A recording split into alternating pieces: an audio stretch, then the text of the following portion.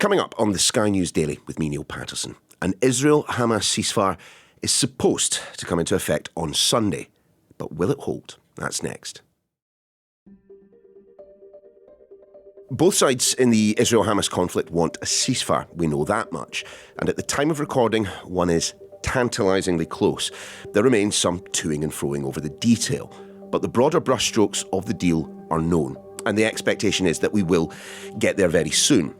But this is a conflict that predates Hamas' October 7th attack by decades. And whatever peace there is will be fragile indeed. With Donald Trump preparing to enter the White House and Israel preparing to wind down its assault on Gaza, this could be a pivotal moment in the Middle East's future. There is a sense in which if ever there was a moment to try to redo Middle Eastern politics since 1967 and make them a more stable process, then the next year to 18 months might be the time when it would work. Well, that was our defence analyst, Professor Michael Clarke. He will be with us just a little later. But let's start in Jerusalem. Our international correspondent, Alex Rossi, is there. Alex, look, this deal has been an awful long time in the making. People there must be, pretty happy at the end of the violence, of course, but also at the idea that the hostages could soon be coming home. Yeah, 15 months of war, so it's a conflict which really has ground on for a long time. 467 days of fighting, very intense bombing by the Israelis of the Gaza Strip, and of course those hostages locked up in Gaza, denied their freedom, not allowed to be with their families. That, they hope, is coming to an end now, but it has taken a long time. But certainly in Israel, there is, a lot of people are very, very pleased that this war is coming to an end and those hostages are going to be, hopefully, reunited with their families very soon. But it's still a very nervous and tense wait for that to happen. It doesn't come into effect until Sunday, and as we speak, there's still a certain amount of turbulence around the deal as negotiations continue up to the last moments. OK, so can you tell us just a bit more about the deal itself? 3 phases, as I understand it. First phase, which we understand will happen on Sunday, so at 12:01 in the morning, it will come into effect. There will be a suspension of hostilities.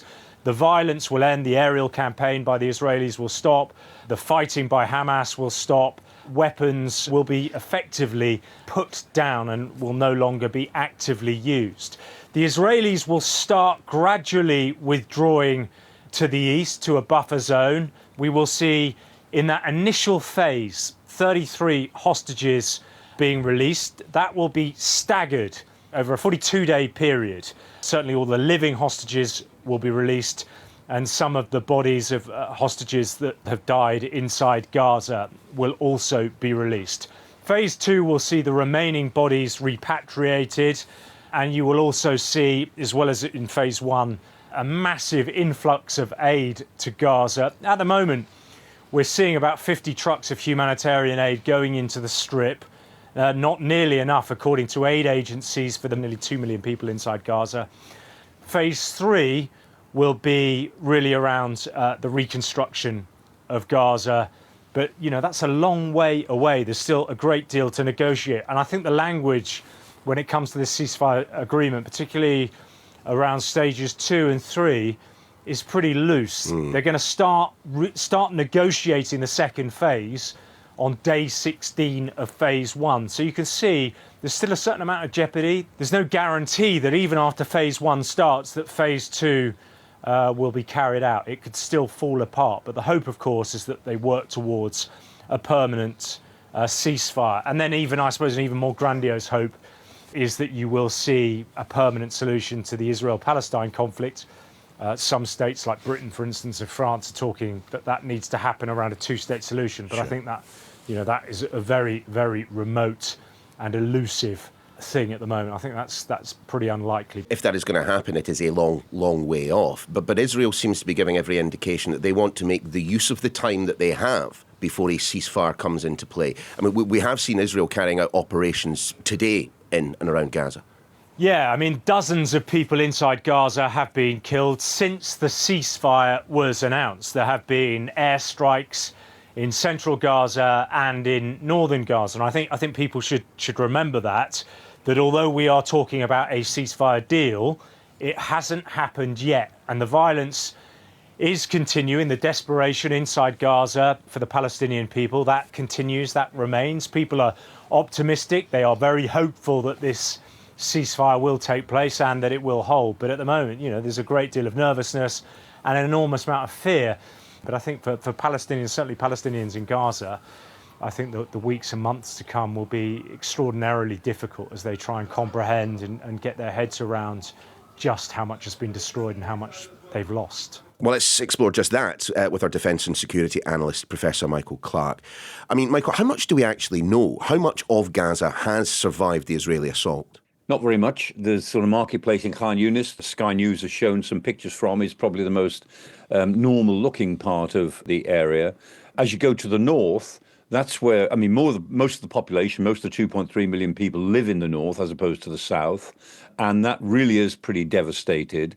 Now, people can always find ways of creating sort of shantytown accommodation. They'll find ways of just building a shack for themselves out of the rubble. They'll put a roof over their heads, but that's not the home. It won't have proper facilities and it won't have water and all the rest of it. So a proper rebuilding process has got to begin, and that will go through lots of phases, of course, and it will take years to rebuild. The first job will be to start to remove the rubble, and even that is a Herculean job. And you've only got to look at the photographs and think about, what was the situation in Berlin in 1945.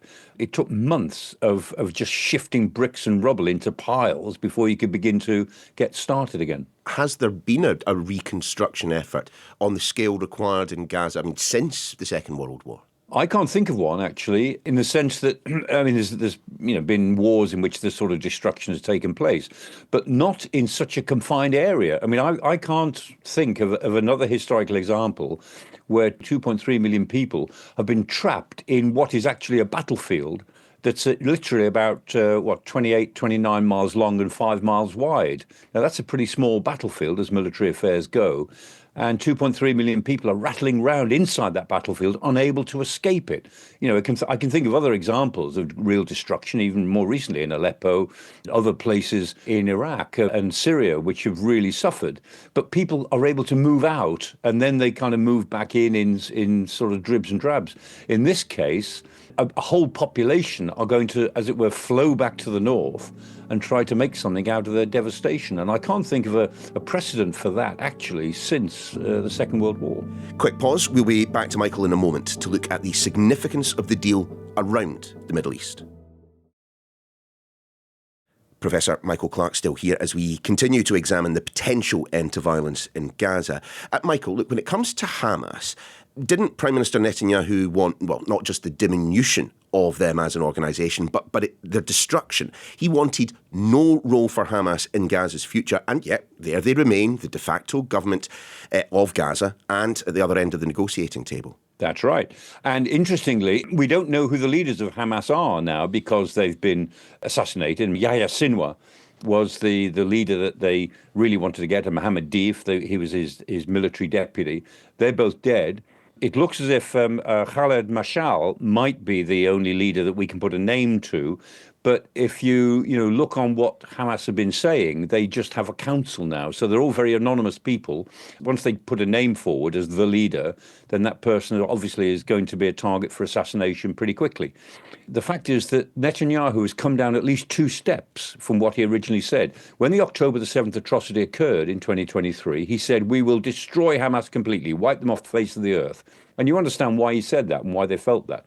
But then that went to, we will not have Hamas in Gaza in the future. Wherever Hamas exists, it won't be in Gaza. That's what he said. And then he came down to saying, we must not allow Hamas to be a threat to us in any way. Now, that's different. So Hamas will be in Gaza, but the Israelis want to ensure that they're no threat. So he's already 2 steps down from his starting position, because the fact is, whatever happens next, Hamas is there. Whether or not they control the government of a future Gaza, whether or not they've got military force, the fact is they are still a functioning organization. American intelligence is that they think that Hamas have created at least as many fighters as the Israelis have killed. And that's the case. If the campaign that's been conducted in Gaza is obviously going to spark a recruitment drive within the younger men of Hamas. So for everyone they've killed, they've all got cousins and brothers who are aged 12, 13 and 14 who swear undying vengeance against Israel. So Hamas is there, whether or not they've got weapons, whether or not they're in the government. Hamas is there. And Hamas will look for other ways of trying to pursue its campaign against Israel. And again, we shouldn't delude ourselves here. Although the Palestinians in Gaza have suffered grievously through this war, Hamas as an organization is still committed not to the welfare of the people of Gaza, but to the destruction of the state of Israel. And Hamas's original charter also talked very clearly about genocide against the Jews. I mean, it wanted to wipe the Jews from the face of the earth. No question about that. It was all written down. They dropped that particular clause when they redid their charter a few years later, but their charter still says that they're committed to the destruction of the state of Israel, and that the Palestinians of Gaza who die because of their policy should regard themselves as martyrs in a higher cause. So that's what the Israelis are dealing with. What Hamas have completely failed to do, it was to provoke a regional war. The October the 7th atrocities were designed to, as it were, remind the world that the Palestinians mustn't be ignored, but to provoke a war by Hezbollah on Israel, by the Houthis on Israel, by the Iranians against Israel. They thought that this act would actually create the final war to destroy Israel, which they've always hankered after. And they completely failed in that regard, completely failed. But what they have done is continue to survive, and they will regard that as some sort of victory. Well, let's just return to how we got to this deal and however significant you actually think it is. Yeah, I mean, this deal has been on the table pretty well in all this detail since May of last year. So it's been there for quite a long time.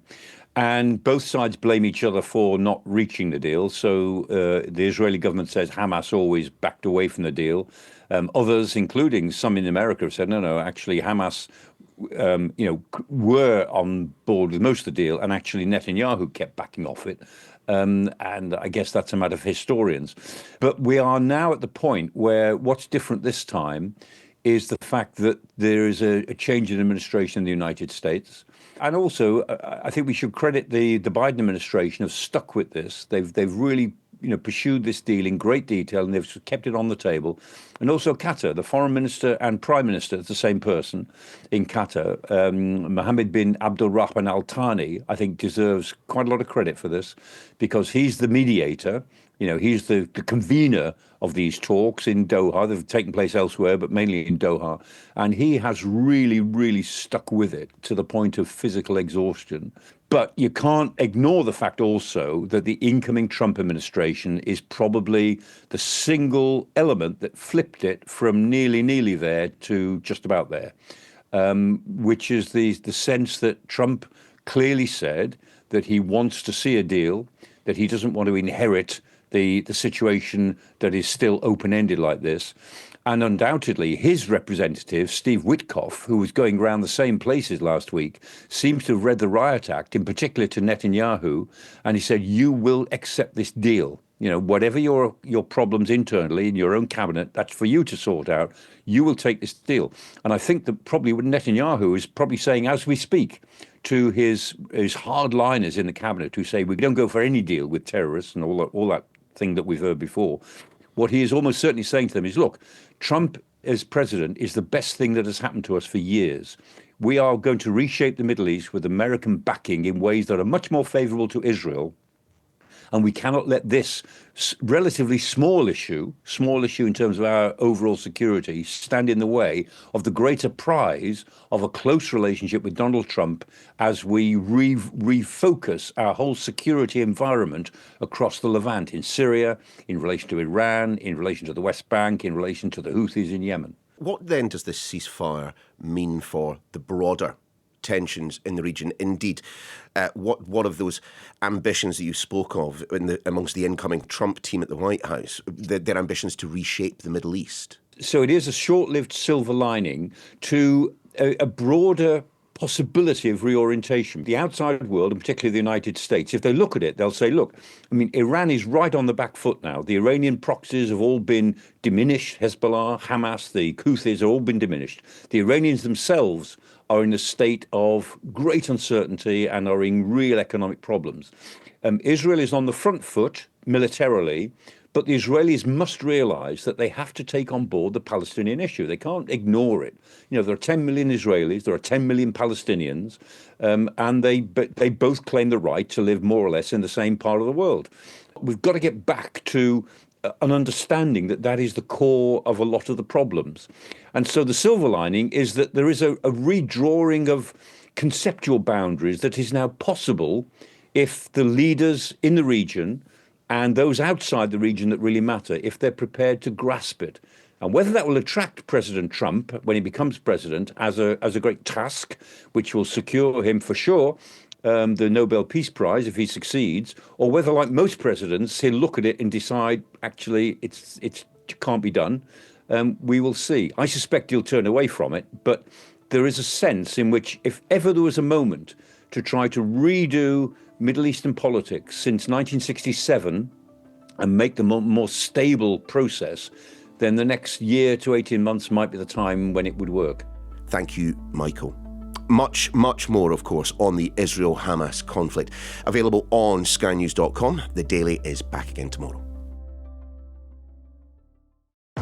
This will truly be the golden age of America. Donald Trump is heading back to the White House. If Trump's presidency is anything like last time, we are in for an unpredictable but fascinating 4 years. Together we can truly make America great again. And we're going to be following every twist and turn for the first 100 days. We'll be bringing you the latest updates and analysis first thing every morning, trying to make sense of what it all means for the United States and for the rest of the world. So join me, James Matthews. Me, Martha Kellner. And me, Mark Stone. For Trump 100, every weekday at 6 a.m, wherever you get your podcasts.